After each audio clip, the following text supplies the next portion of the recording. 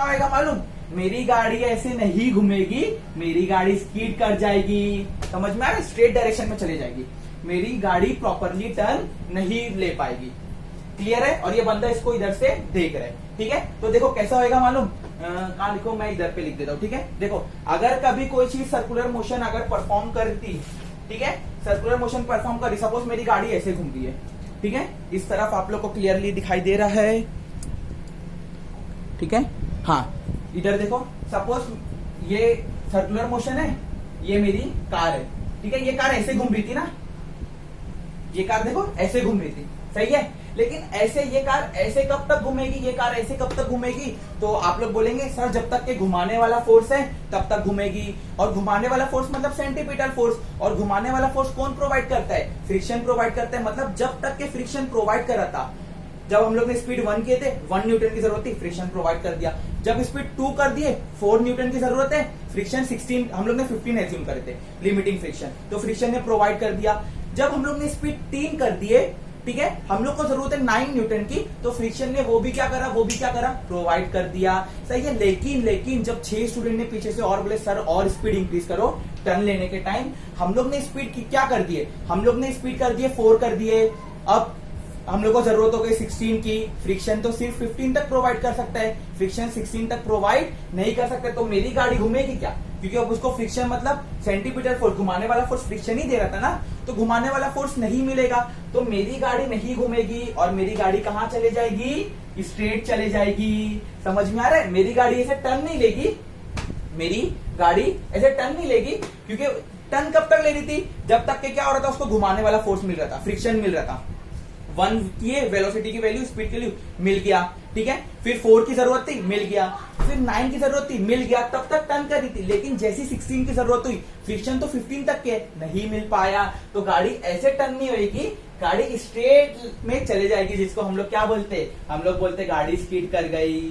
समझ में आ रहे, कॉन्सेप्ट दिमाग में बिठा रहा हूं मैं खाली आप लोग के, ठीक है। ये सबसे बेस्ट लेक्चर है ये वाले कॉन्सेप्ट से रिलेटेड। तो ऐसे केस में बोलेंगे कि मेरी गाड़ी टर्न नहीं ले पाई, स्ट्रेट चलेगा, क्योंकि उसको सेंटीपीटल फोर्स नहीं मिला, घुमाने वाला फोर्स नहीं मिला, तो बोलेंगे मेरी गाड़ी क्या हो गई, स्कीड कर गई, ठीक है। इसका मतलब मेरे को एक बात समझ में आ गई, एक बात मेरे को नो स्कीडिंग कंडीशन मिल गई, ठीक है। इसको रब कर देता हूं, ये पूरा आप लोग को समझ में आ गया होगा कैसा इधर पे हुआ था, ठीक है। ये पूरा दिमाग में एकदम बिठा दिया, ठीक है। इधर तक के था तो मिल रहा था, फ्रिक्शन दे रहा था, 4 हुई तो भी फ्रिक्शन दे रहा था, 9 हुई तो भी फ्रिक्शन दे रहा था, 16 हुई तो फ्रिक्शन दे नहीं पाया, क्योंकि फ्रिक्शन 15 तक के था। तो मेरी गाड़ी जो टर्न कर रही थी, ऐसे टर्न कर रही थी, मेरी गाड़ी ऐसे टर्न नहीं करेगी, मेरी गाड़ी ऐसे सीधे डायरेक्शन में चले जाएगी, जिसको हम लोग क्या बोलते हैं, स्कीड कर गई बोलते, ठीक है। तो इसको फिलहाल के लिए रब कर देता हूं। तो मेरे को नो स्कीडिंग कंडीशन क्या मिली, मेरे को एक बात पता चल गई, ठीक है। मेरे को मेरी नो स्कीडिंग कंडीशन मेरे को मिल गई, ठीक है। मेरे को ये पता चल गया कि जो फोर्स अवेलेबल है, ठीक है, फोर्स अवेलेबल है वो हमेशा ज्यादा होना चाहिए, और फोर्स रिक्वायरमेंट क्या होना चाहिए, कम होना चाहिए। ये मेरे को नो स्कीडिंग कंडीशन मिली, मतलब force requirement is less then force available. ये कौन सी कंडीशन हो गई, ये मेरी हो गई नो स्कीडिंग कंडीशन। मतलब जब तक ऐसा सिचुएशन रहेगी तब तक गाड़ी मेरी स्कीड नहीं करेगी, अगर सिचुएशन इससे ज्यादा हो गई, इसकी अपोजिट हो गई, तो गाड़ी स्कीड कर जाएगी। ये समझा क्या, force requirement is less then force available. देखो बेटा फ्रिक्शन था ना, देखो मैं इधर पे बता देता हूं। पहले केस में देखो, जब मैंने v की वैल्यू 1 किया था, सेंटीपीटल फोर्स 1 हुआ था, फ्रिक्शन देखो 15 तक के था ना, फ्रिक्शन लिमिटिंग फ्रिक्शन 15 तक के 1 प्रोवाइड कर दिया था ना, सही है। जब 2 हुआ था ये 4 हो गया था, फ्रिक्शन 4 प्रोवाइड कर दिया था। जब 3 हुआ था ये 9 हो गया था, फ्रिक्शन 9 न्यूटन तक प्रोवाइड कर दिया था। जब 4 हुआ था ये 16 हो गया था।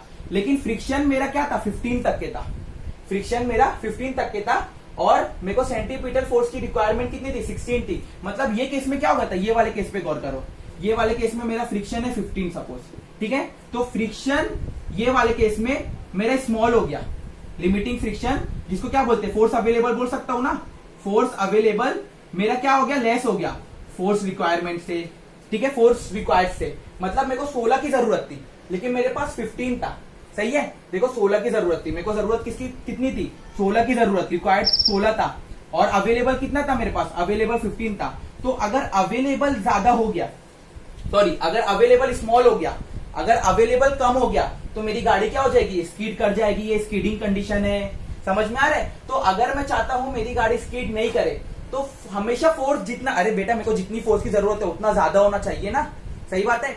अभी देखो अब्बू जी है, ठीक है, अब्बू जी के पास 10 रुपया है, सही है, तो अब्बू जी क्या करेंगे, 2-2 रुपया सब बच्चे को दे देंगे कि नहीं दे देंगे। लेकिन अब्बू जी के पास सिर्फ 3 रुपया है या 4 रुपया है और 5 बच्चे लोग को 2-2 रुपया देने का है, तो अब्बू जी दे पाएंगे क्या? तो वो वाले केस में अब्बू जी पैसा नहीं दे पाएंगे, क्योंकि फोर्स पैसा अवेलेबल, पैसा रिक्वायरमेंट ज्यादा हो गया ना, और पैसा अवेलेबल क्या हो गया, कम हो गया, तो अब्बू जी वो पैसा नहीं दे पाएंगे। लेकिन पहले वाले केस में जब अब्बू जी के पास 10 रुपया था और 5 बच्चे थे तो प्रॉपरली दे दिए थे। इसका मतलब अगर मैं चाहता हूं मेरी गाड़ी स्कीड नहीं करे तो रिक्वायरमेंट वाला फोर्स, मतलब जितना रिक्वायरमेंट है हमेशा लेस होना चाहिए अवेलेबल से। इधर वाले ये सिचुएशन में चेक कर सकते हैं कितना रिक्वायर है, 4 रिक्वायर है मेरे को, ठीक है, अवेलेबल कितना है, 15 है। देखो अवेलेबल वाला ग्रेटर है, समझ में आ रहा है, तो गाड़ी स्कीड नहीं करेगी।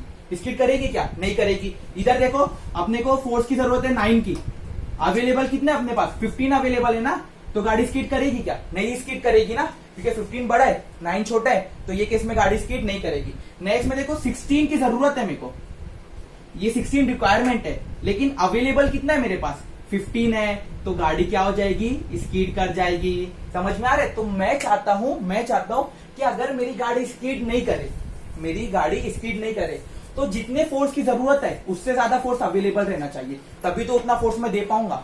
अगर अवेलेबल फोर्स ज्यादा रहेगा तभी तो मैं उतना दे पाऊंगा जितनी रिक्वायरमेंट की जरूरत है, सही है। तो ये कॉन्सेप्ट आप लोग को दिमाग में बैठ गया कि नो स्कीडिंग कंडीशन क्या हो गई, फोर्स रिक्वायरमेंट हमेशा कम होना चाहिए और अवेलेबल फोर्स ज्यादा रहना चाहिए। देखो अवेलेबल फोर्स 15 था, ज्यादा था, जरूरत 1 की थी, दे दिया था, गाड़ी स्कीड नहीं करी थी। अवेलेबल फोर्स 15 था, जरूरत थी 4 की, रिक्वायरमेंट 4 की थी, गाड़ी स्कीड नहीं करी थी। अवेलेबल फोर्स 15 था, रिक्वायरमेंट थी 9 की, गाड़ी स्कीड नहीं करी थी। लेकिन अब अवेलेबल फोर्स 15 है, रिक्वायरमेंट अब बढ़ गई, जैसी रिक्वायरमेंट बढ़ जाएगी गाड़ी स्कीड कर जाएगी। मतलब गाड़ी कब स्कीड नहीं करेगी, जब रिक्वायरमेंट कम रहेगी और अवेलेबल फोर्स क्या रहेगा, ज्यादा रहेगा। जैसे ये तीनों केस में हुआ था, ये देखो ना कम है ना, इससे ये ज्यादा है और ये तीनों कम है, सही है। देखो वैसे ही हो रहे हैं ना, तो गाड़ी मेरी कब स्कीड नहीं करेगी, जब रिक्वायर्ड फोर्स हमेशा क्या रहेगा, अवेलेबल फोर्स से क्या रहेगा, कम रहेगा, तब गाड़ी मेरी स्कीड नहीं करेगी। जैसी अगर ज्यादा हो गया तो गाड़ी क्या हो जाएगी, स्कीड कर जाएगी, सही है। अब मेरे को बताओ बेटा, जो क्वेश्चन हम लोग, जो एग्जांपल, जो सिचुएशन हम लोग समझने की कोशिश कर रहे थे, तो उधर पे फोर्स रिक्वायरमेंट कौन प्रोवाइड कर रहा था, अरे रिक्वायर्ड फोर्स कौन प्रोवाइड कर रहा था, फर्स्ट से बोलेंगे फ्रिक्शन, सही है। अरे घुमाने वाला फोर्स, सेंट्रीपिटल फोर्स कौन प्रोवाइड कर रहा था, जो फोर्स की जरूरत थी कौन प्रोवाइड कर रहा था, centripetal, required force centripetal force provide कर रहा था, सॉरी हाँ, फ्रिक्शन नहीं, सेंट्रीपिटल फोर्स। और वही सेंट्रीपिटल फोर्स और अवेलेबल फोर्स, अपने को सेंट्रीपिटल फोर्स की जरूरत थी ना, अवेलेबल फोर्स कौन सा है, अवेलेबल फोर्स है अपना फ्रिक्शन। समझ में आ गई। अरे बेटा जरूरत थी सेंट्रीपिटल फोर्स की, अवेलेबल फोर्स कौन से अपने पास, अवेलेबल फोर्स है फ्रिक्शन है, सही है। चलो अब इधर देखो, फ्रिक्शन का फॉर्मूला होता है, फ्रिक्शन का म्यू एन, ठीक है। म्यू का मतलब कोएफिशिएंट ऑफ फ्रिक्शन, एन मतलब नॉर्मल रिएक्शन। नॉर्मल रिएक्शन हमेशा परपेंडिकुलर फोर्स रहता है। इसके बाद वाले लेक्चर में नॉर्मल रिएक्शन के बारे में मैं बताऊंगा, टेंशन मत लो। अभी खाली स्टैटिक फ्रिक्शन का फॉर्मूला याद रखो, क्या होता है इसका, म्यू एन होता है। और ये जो एन है ना, ये नॉर्मल रिएक्शन का फॉर्मूला होता है mg। एन का फॉर्मूला क्या होता है, mg होता है, ठीक है। तो मैं इधर पे लिखता हूं वही, ठीक है।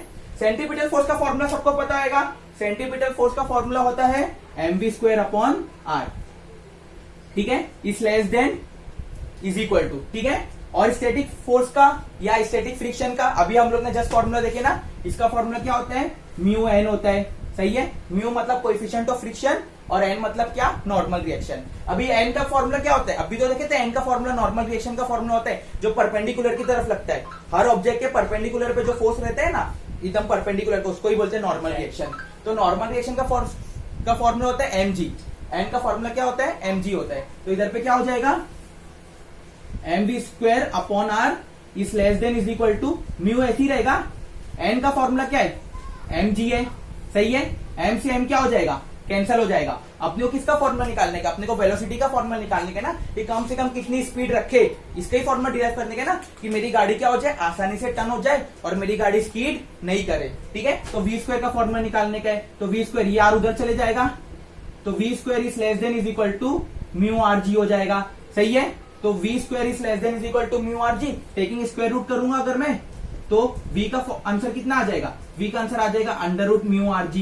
सही है। तो कम से कम अगर मैं चाहता हूं मेरी गाड़ी स्पीड नहीं हो, तो मेरे को ये कंडीशन को क्या करना पड़ेगा, ये स्पीड को हमेशा इसके जो μRg है ना, मेरे को ये कंडीशन के हिसाब से स्पीड रखनी पड़ेगी। ठीक है। अगर मेरी स्पीड ये कंडीशन के हिसाब से नहीं हुई, अगर मेरी स्पीड ये कंडीशन के हिसाब से नहीं हुई, तो मेरी गाड़ी क्या हो जाएगी, स्पीड कर जाएगी। मतलब मैं चाहता हूं कि मैं मेरी कार को सेफली टर्न करूं। मैं क्या चाहता हूं, मेरी कार को क्या करूं, सेफली टर्न करूं। तो मैक्सिमम आपको इतनी स्पीड रखनी पड़ेगी, मैक्सिमम स्पीड आपको μRg रखनी पड़ेगी। अगर आप उससे ज्यादा अगर स्पीड रखते हो और आपकी ये सिचुएशन सेटिस्फाई नहीं होती है, तो मेरी गाड़ी क्या हो जाएगी, स्पीड कर जाएगी। ठीक है। तो मेरे को कम से कम इतनी स्पीड मैक्सिमम रखनी पड़ेगी, तभी मेरी गाड़ी क्या हो जाएगी, टर्न हो जाएगी। लेकिन अगर मैं इससे भी ज्यादा μRg से भी ज्यादा अगर मैं अपनी स्पीड रख दूं, तो मेरी गाड़ी क्या हो जाएगी, स्पीड हो जाएगी। तो ये सिंपल सा फॉर्मूला हम लोग ने डिराइव कर दिए और हम लोग देखे कि व्हीकल्स अपनी फ्रिक्शन की मदद से कैसे हो सकती है, कितनी स्पीड के हिसाब से टर्न हो सकती है। तो ये बेसिक सा फॉर्मूला हम लोग को समझ में आ गया। ठीक है। आओ जरा समझने की कोशिश करते हैं। इधर पे हो सकता है ये वाले केस में बहुत सारे स्टूडेंट लोग को डाउट रहे। ठीक है। तो ये वाला केस मैं उन लोग के लिए ये दो केस फिर से बता देता हूँ, हो सकता है बहुत सारे स्टूडेंट लोग को डाउट रहे। ठीक है। तो मैं फिर से बता देता हूँ, ऐसे डाउट तो रहेगा नहीं, फिर भी कभी रहा तो मैं फिर से बता देता हूँ आप लोग